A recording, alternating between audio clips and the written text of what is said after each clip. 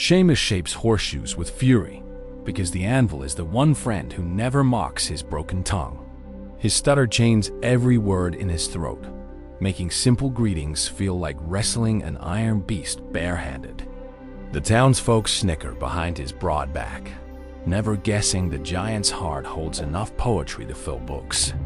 One lonely night, he pens a mail-order bride ad, each word a deliberate jewel free from his stammer. Isla, a gentle librarian from back east, reads his raw honesty and hears a voice she's ached for.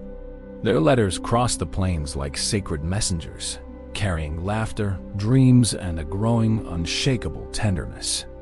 He writes, "My tongue is stubborn, but my heart speaks fluent devotion," and she weeps at his beauty. She never asks about his voice, because his written soul already sings louder than any choir in her mind. Weeks later, a stagecoach delivers her to his dusty town, a valise full of his letters clutched to her chest. Seamus waits at the depot, palms sweating, terror locking his jaw because he can't even say her name. When their eyes meet, he tries to speak, but only a strangled, painful welcome escapes his quivering lips. Isla sees not a broken man, but the author of the most tender sentences ever inked on paper. She simply presses a hand to his racing heart and whispers, "You already told me everything, my dear." She leads him to a bench, opening the first letter and reads aloud the words he cannot say. Her voice becomes the bridge, and his stutter melts into soft tears because he is finally fully understood. He writes on a small chalkboard he carries, "You waited for my words. No one ever waited before." She kisses the chalk dust from his fingers, a benediction sanctifying every halted attempt he's ever made. Their courtship is a partnership of patient pauses. She never finishes his sentences, leaving space for his soul. He teaches her the language of metal, and she teaches him that silence between stutters holds no shame. One evening, a brash cattle buyer mocks Seamus, cruelly mimicking his stammer in the crowded saloon. Isla stands, voice steady, and declares, "He speaks more truth in one stutter than you've brayed your whole life." Seamus hears her, fierce defense, and feels decades of humiliation replaced by a startling, profound, new pride. That night, he places a velvet pouch in her hand, a silver locket engraved with a single stubborn word. Inside, a tiny note reads, "Forever." Forever, the word he stumbled on but etched perfectly in metal. She fastens the chain and tells him, "Forever has all the time it needs, and so do we." He proposes by writing a full-page letter, his only stutter a joyful smudge where a tear hit the ink. They marry under a cottonwood tree, the ceremony officiated by a pastor who learned to love silence. Seamus reads his vows from a parchment, his voice catching, but every guest hears only the sacred struggle. Her response is simple: "I receive every word, whether spoken, written, or held in your beautiful throat."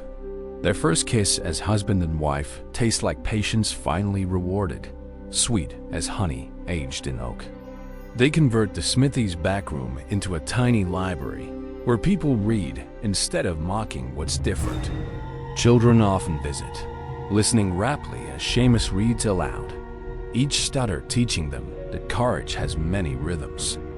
He forges iron bookends shaped like two hearts holding hands, their bodies braced against any weight of judgment. Isla writes their story into a novel, dedicating it to the man whose pauses taught me to truly listen. Their firstborn son learns to speak fluently, but his father teaches him to treasure every halting word from others. One rainy afternoon, Seamus climbs onto the workbench and stutters out a whole sermon on kindness for a crowd. The townsfolk, once cruel, find themselves nodding, for his halting voice now thunders with unvarnished, hard-fought grace. When fire threatens the livery, Seamus charges in to save trapped horses, his shouts a ragged but mighty alarm.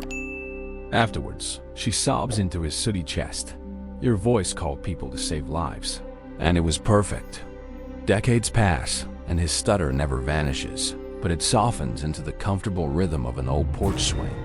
On their 40th anniversary, he gives her a journal filled with new letters, all beginning, my love still stumbles. She reads them beside the hearth, touching every ink spot where his pen shook, and hears his enduring serenade. When arthritis stills his smithing hand, he dictates letters to their granddaughter, who patiently waits through every block. Isla passes first on a morning, so quiet the whole world seems to pause in her honor. At her funeral, Seamus rises and, with bruising effort, delivers her eulogy. She was my first. Listener, the entire town hears a lifetime of love crammed into those broken syllables, and not one eye stays dry.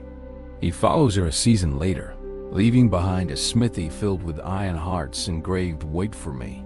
A bundle of their original letters, tied with a faded ribbon, is found next to his still chest.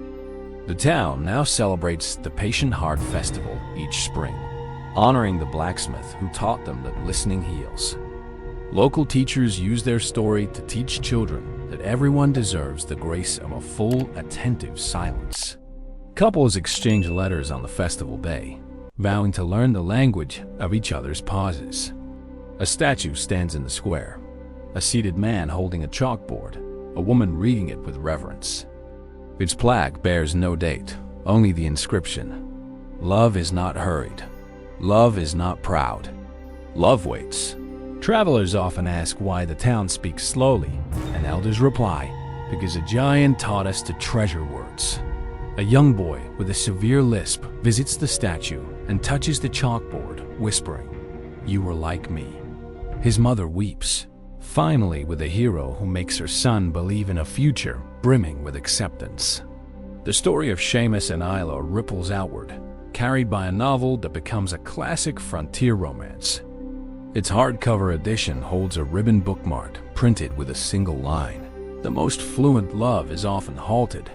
Every reader who finishes it finds themselves breathing deeper, their own anxieties about perfection mercifully soothed and forgiven. So if your words ever lock in your throat, remember the smith who built a legacy from his stutter. Your pauses are not failures. They are invitations for someone to lean closer, listen harder, and truly love. Seamus never stopped stuttering, and he never needed to, because his heart had already spoken enough for eternity.